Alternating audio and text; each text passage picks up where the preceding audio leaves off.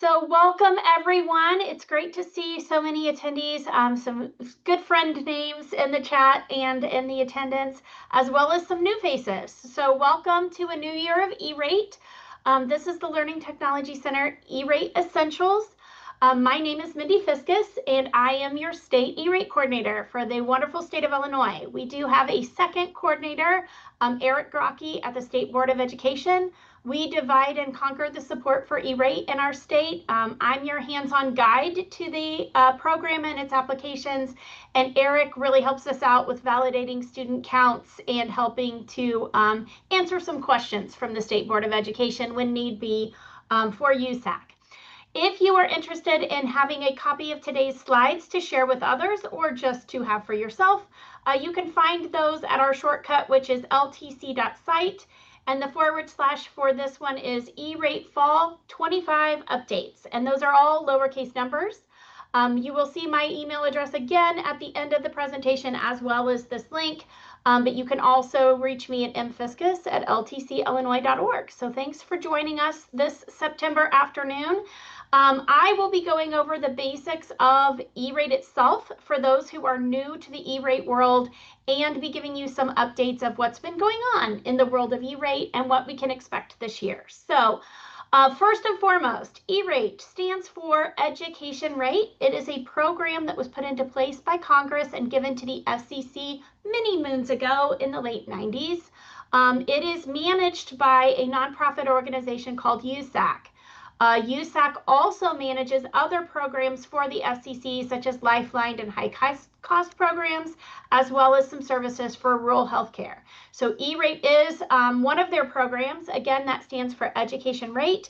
And what it really does is give discounts on telecommunication costs for internet access, as well as funding for network equipment for schools and libraries. There's a lot been going on in the outer world of E-Rate in the last year or so.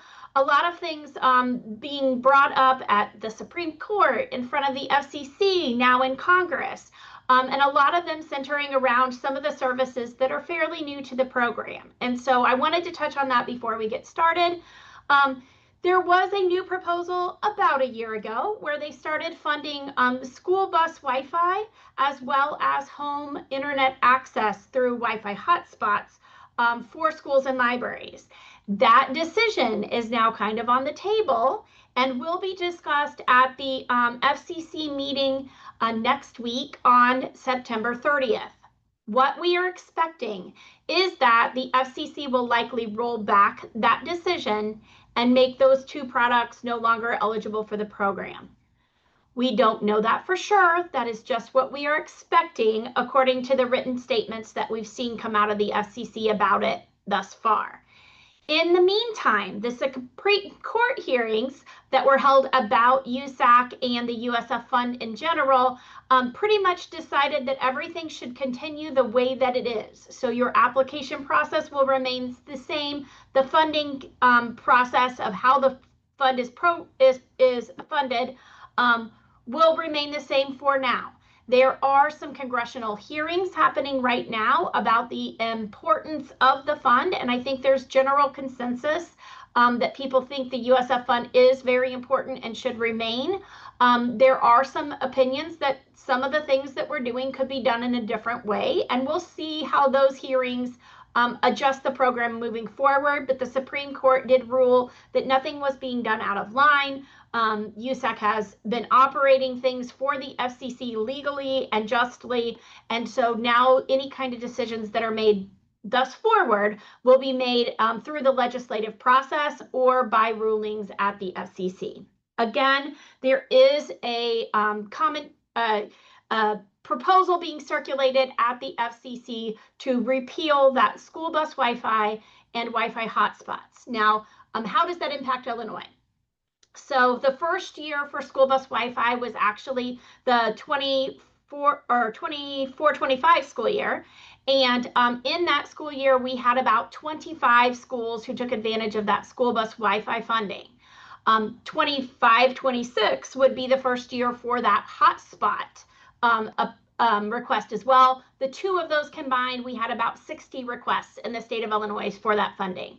None of that funding has moved forward. So if you are one of those school districts that's waiting on hearing about your school bus Wi-Fi and your Wi-Fi hotspots, know that they have not moved through PIA review.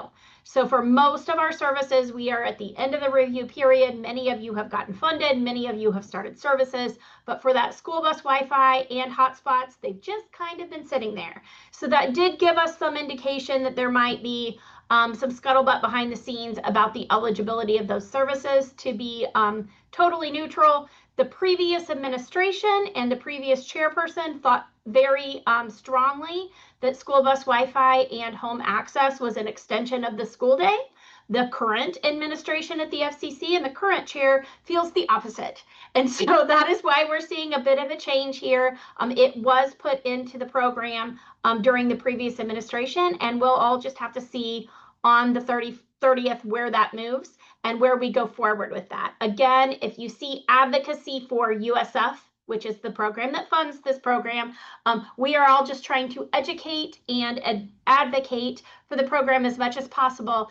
If someone's telling you that E-rate is going away, I do not get that feeling. I realize that that is just the opinion of Mindy Fiscus, but I feel like the program itself has a great reputation, is a valid program in the eyes of the legislature and also the Supreme Court and the FCC.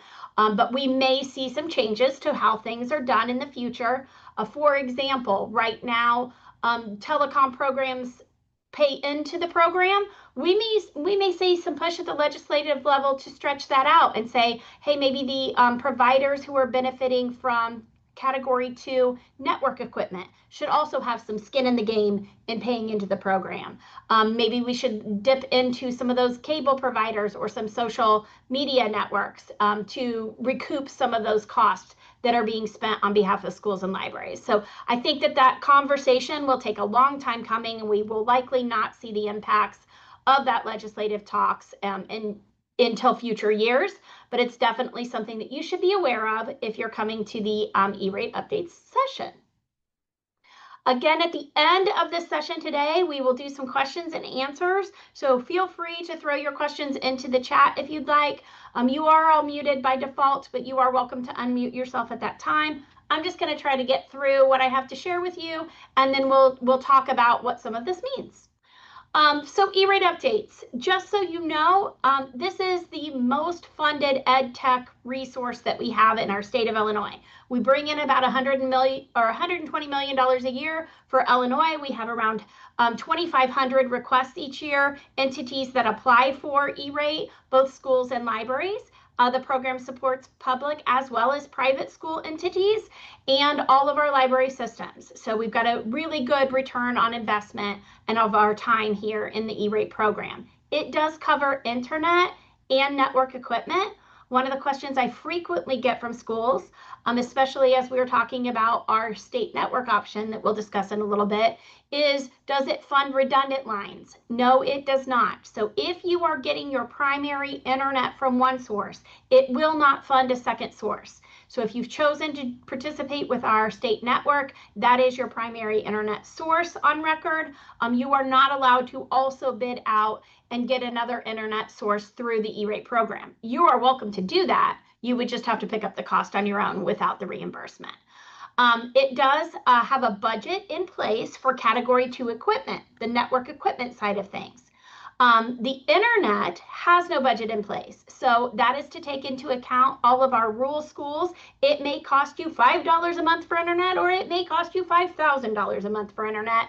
There is no limit to what you can ask for because they recognize that some of our hard to reach schools may cost more money to get to. So you're supposed to choose the most cost-effective option, but there is no budget cap for internet. However, Category 2 budget equipment has a budget for each school district, and we'll talk about how to calculate that today. We are starting for FY26. They use the first year of the funding cycle. FY26, which is the 26-27 school year, so next school year will be the first year of that 5-year cycle for Category 2. So for those of you who spent your money in the last cycle and you've been waiting to find out, you will have a refresh of money moving forward in the application cycle for this year. We offer support at the Learning Technology Center through the State Board of Education. For the 470 and 471 forms specifically, we offer virtual workshops. So workshops like you have here today, where we hands-on together share a screen and walk through the form process. I offer those virtual workshops for the 470s. In November, December, you will find them already on the LTC calendar. I like to position the workshops in time with our holidays. So we do our wish list for Christmas season at the same time that we do our wish list for network equipment and internet. So you'll see those workshops on the calendar for November, December. And then we follow up with the 471 workshops in January and March. So look for those on the LTC calendar. You can also find them on my landing page on the LTC site, which is ltc.site/e-rate. And if you scroll down there, you should see today's event as well as those upcoming workshop events on the calendar. Right now for E-rate, what should you be thinking about and doing? Right now, you should be collecting your money from the 24-25 school year. So that is FY24 funding, 24-25, with a bare 472 form. So if you paid your whole bill, did not get discounts on that bill, but paid the entire bill, you're going to file that 472 form in order to get your money reimbursed to you.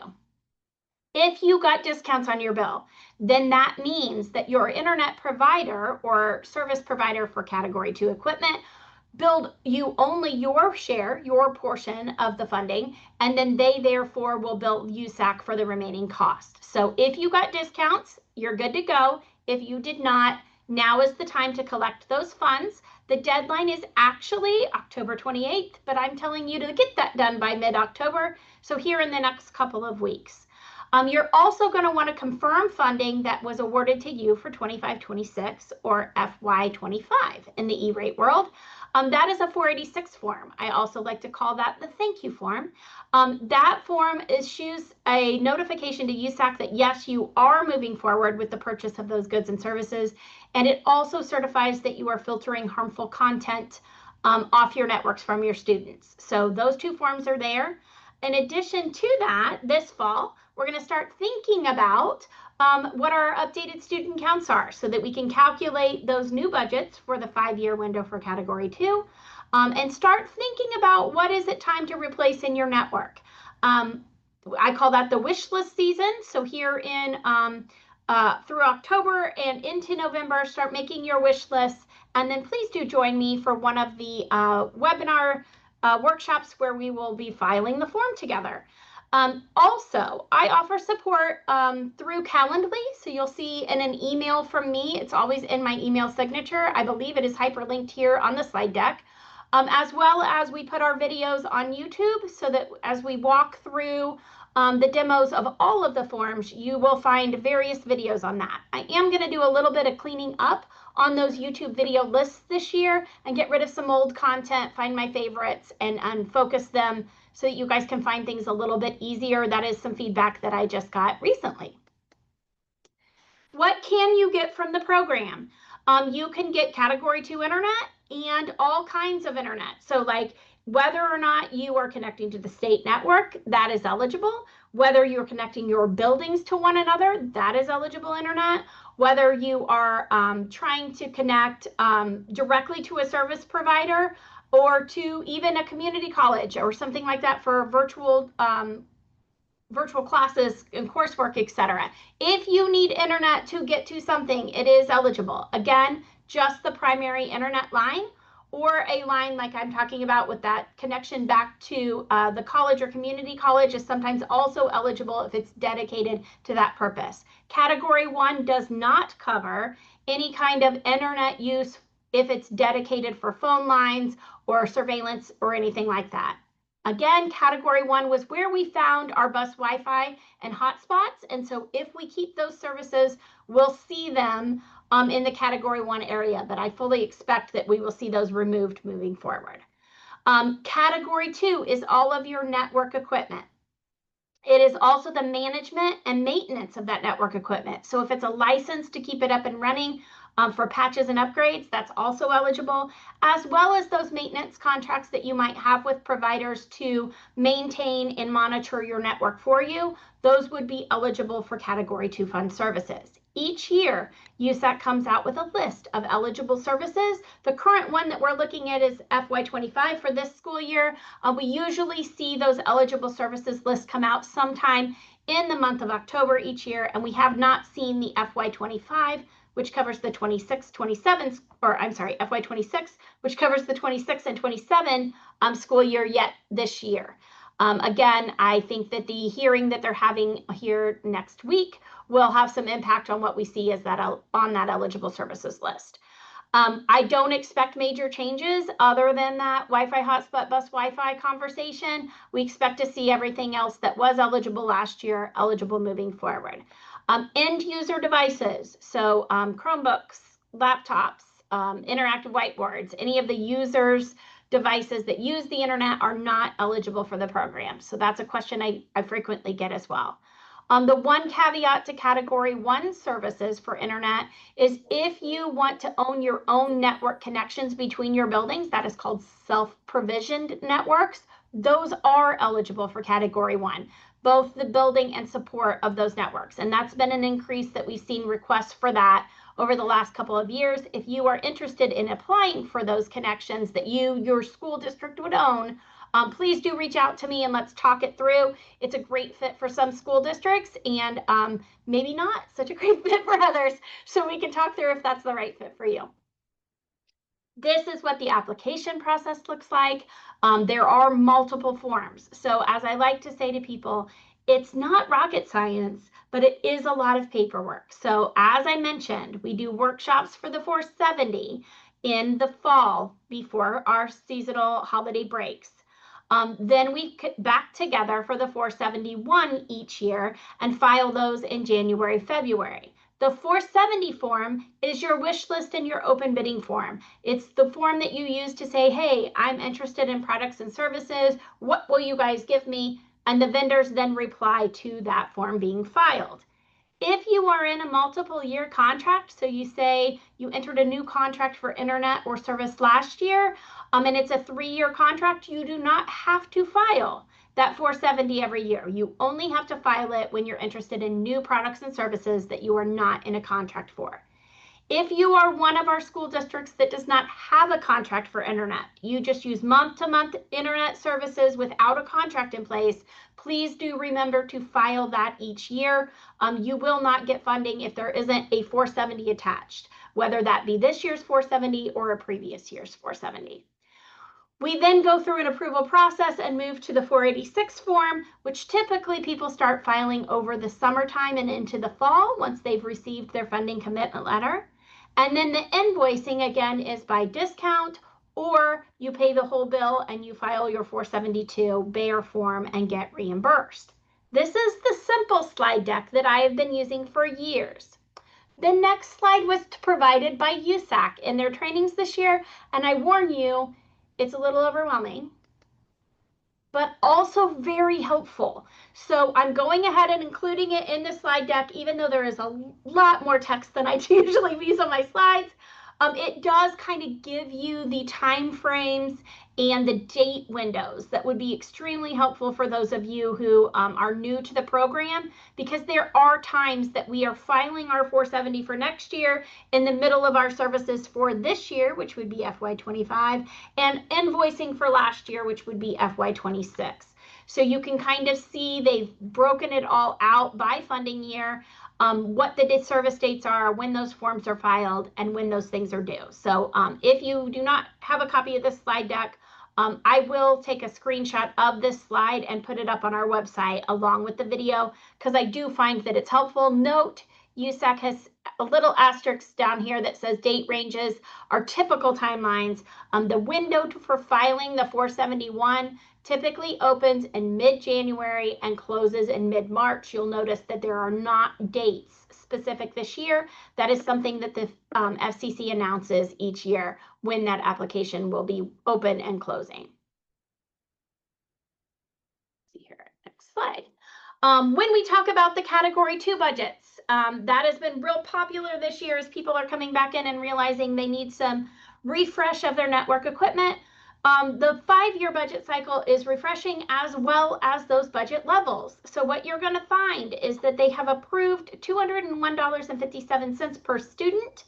There is also a minimum per building amount. So if you have a school building that has less than, I think it's around 150 students, you are going to get that $30,000 minimum building as long as you have 10 buildings or less in your district. So if you have 2 that have less than the minimum amount, you can count those as $30,000 a piece. And then your other buildings, you will calculate that 201 times the students. There is a tool built into our application portal at the EPC that will calculate this for you.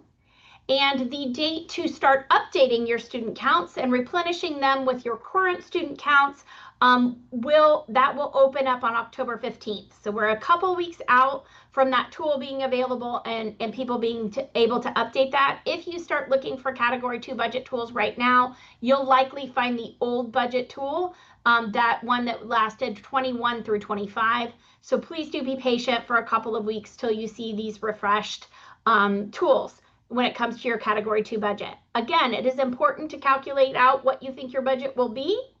And then you can decide as a district, is this something where you want to spend all of the funding up front? You refresh all of your network equipment all at once. Do you want to break it down over the 5-year period and maybe do switches 1 year, wireless access points another year, wiring first? Maybe you have multiple buildings and you want to do a grade school 1 year, middle school's the next, high school's the following year. It is totally up to you how you decide to spend that budget over that 5-year window, but you will get a refreshed budget that will last you starting the 26-27 school year and taking you to the 31-32 school year. So we're looking at the next 5-year cycle. Again, we will update all of those student counts and those eligible for free and reduced lunch so we can determine what your budgets are and what your discounts amounts will be for that 5-year window. There are a couple of really useful tools that I point out to people when I meet with them individually on Zoom a lot, and I thought I would share it with the greater good. E-Rate Manager from Funds for Learning has a really great tool. You do have to sign up, so you'll have to use an email address to get a login and password. Their tools are really nice if you're wanting to have some visuals for communicating how much you have in E-Rate funds, what's been spent and what's still left to collect, that kind of thing. It has a more graphic GUI interface, user interface over at the E-Rate Manager. Great for capturing those images and taking them to, say, a school board meeting. E-Rate Central over on the right will give you a historical run on all of the funding your school district has received, and what's been collected and what hasn't, etc. And it generates a sort of spreadsheet with hyperlinks within it where you can drill down and see just exactly what funding was awarded when and how. And so these are the tools that we usually take a look at with our new people to kind of get a historical perspective of what has been done in the past. For example, I met with a new tech director at a school district last week, and we were trying to determine just exactly how old are the wireless access points. And using the E-Rate Central tool, we could drill down and see the last big purchase of Category 2 funds was in 2023. And sure enough, as we drilled down, we found out that those were for the 150 wireless access points in their district. So he can kind of get an idea of that historical spending, as well as the date of your equipment, if that wasn't left for you by your previous person. Again, please join us for the virtual workshops. They are already on the calendar. I think I already had 10 signed up for the first one, but there are, I believe, 6 or 7 on the calendar already. Those are our 470 workshops. You are welcome to join and file the form with us. Do not hesitate if you are brand new or if you are a veteran to the program. We get both types of people at all of our workshops, and we walk through the forms together just to make sure that we're all clicking the correct things. I believe in community support when it comes to E-Rate. So do check that out. Again, our site is ltc.site/E-Rate, and scroll down for those workshop dates. There are other opportunities within our state, and I want to use this opportunity to touch on those. Several of our school districts, 72 to be exact, of our schools and libraries were chosen as projects for the FCC cybersecurity pilot last year. This is a 3-year pilot. There will not be another application process for the pilot. The pilot is really a research project where the USAC and the FCC can kind of see how to best allocate and move forward with cybersecurity funding. So it is our hopes, our fingers are crossed, that these pilot schools will give a great example to USAC of how much money might be necessary for cybersecurity moving forward if they were to decide to add that into the program. Again, that is really what we're hoping for. This program is funding things like advanced firewalls because E-rate only covers basic firewalls. So advanced services from firewalls up to monitoring, detection, and response systems. A lot of identity protection and endpoint protection for the school districts that are participating. They were each given a budget that they could work for towards that 3-year cycle window. And we have quite a variety of those chosen for the project here, small and large, rural and urban, private and public, school districts and libraries. So we have quite the little sample set here in the state of Illinois. And they are all applying for so many different things. So I've helped a handful of school districts through that application process. It is underway. They are now waiting for the PIA review process to then have their budgets approved and move forward with services. So please know this is a nationwide pilot project.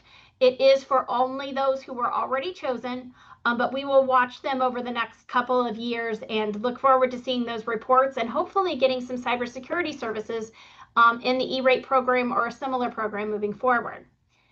We also have, over the last 7 years, a new reinvention of our state network, the Illinois Century Network.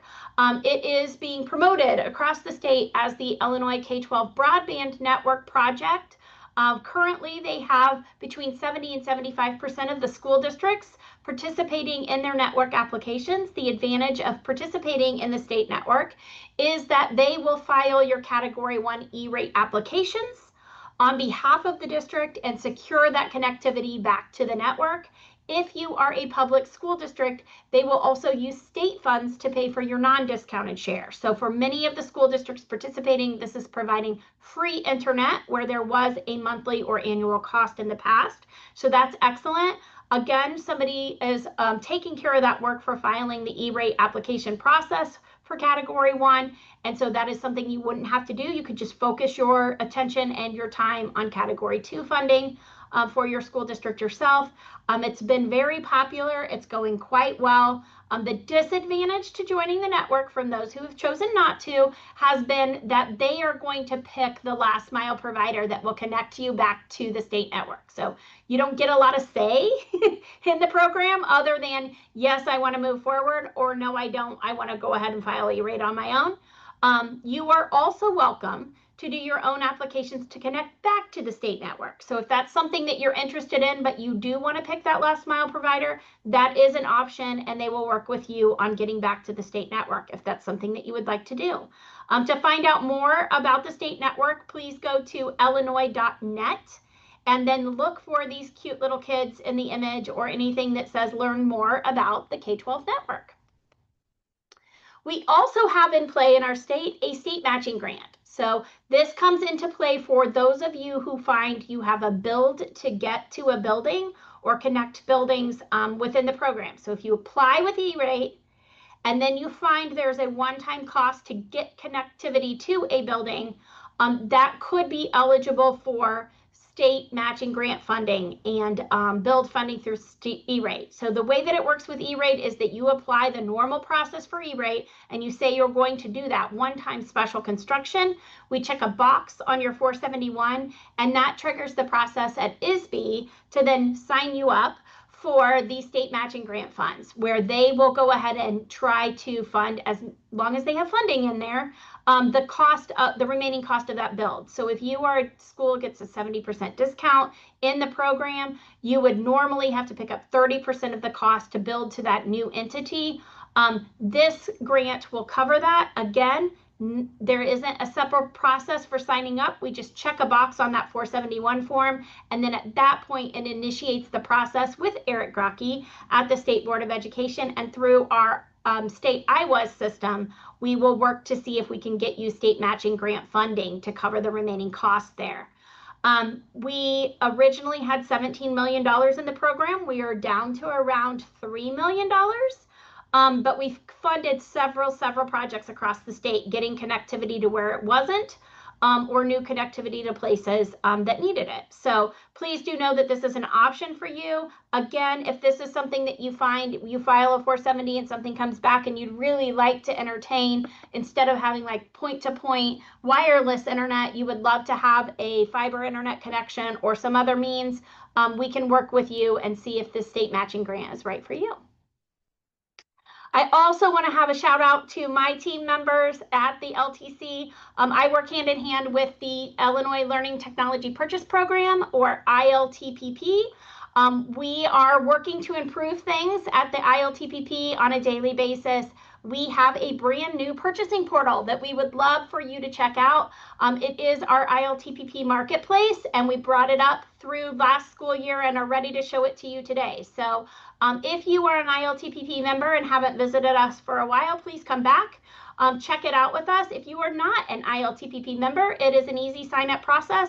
Amanda and Hope would love to walk you through that process of getting signed up and using our new purchasing portal to save you some funds as you are purchasing other things that would be E-rate eligible or not. So if you are in the line to replace your Chromebooks, to replace some other things in your district, interactive whiteboards, we even do like furniture, playground equipment to some extent, and as well as like interactive whiteboards and things. We get those requests all the time. We also have some interesting partners that you might not know about, like Quill and School Specialty. So do check us out and do check out the new purchasing portal. We would love to help you out. And we were talking when we got started today about the IETC conference coming up in November. I would love to see you there. It is November 12th through the 14th. This is our 30-year anniversary, so we are celebrating with a party one night and a trivia night another night, and I'm hosting a Women in Technology breakfast. So if you are interested in attending that breakfast, please, when you fill out your registration, make sure you mark all those wonderful things and join us for IETC. We would love to see you there. Speaking of that, we also have a community online at the LTC where you can join with like-minded members and share thoughts and questions and get answers, etc. We have a new Women in Technology community on our community page, so I encourage you to check that out. I manage that Women in Technology community as well as our funding and digital equity community, where I post things about, hey, we have 470 workshops on the calendar.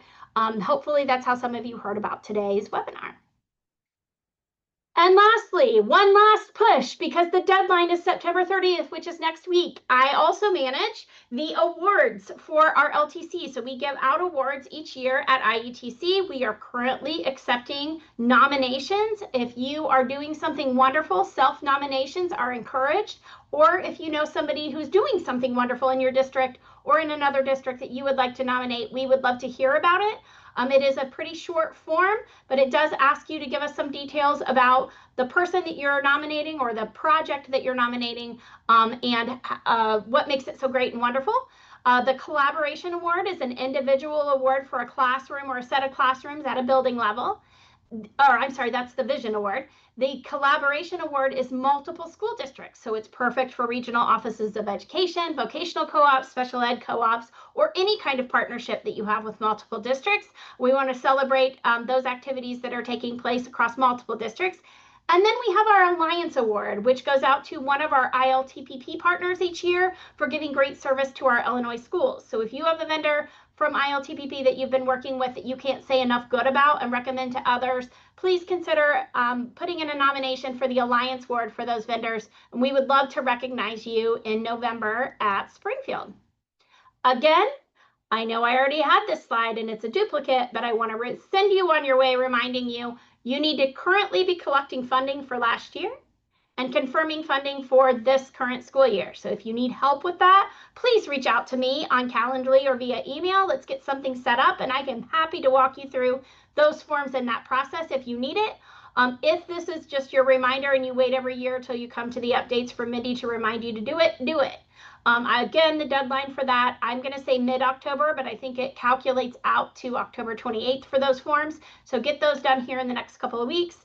and then start planning for your 26, 27 asks moving forward this fall, and sign up for one of our workshops. And so now I'm going to open up the floor and see if we have anything in the chat that I can address for questions.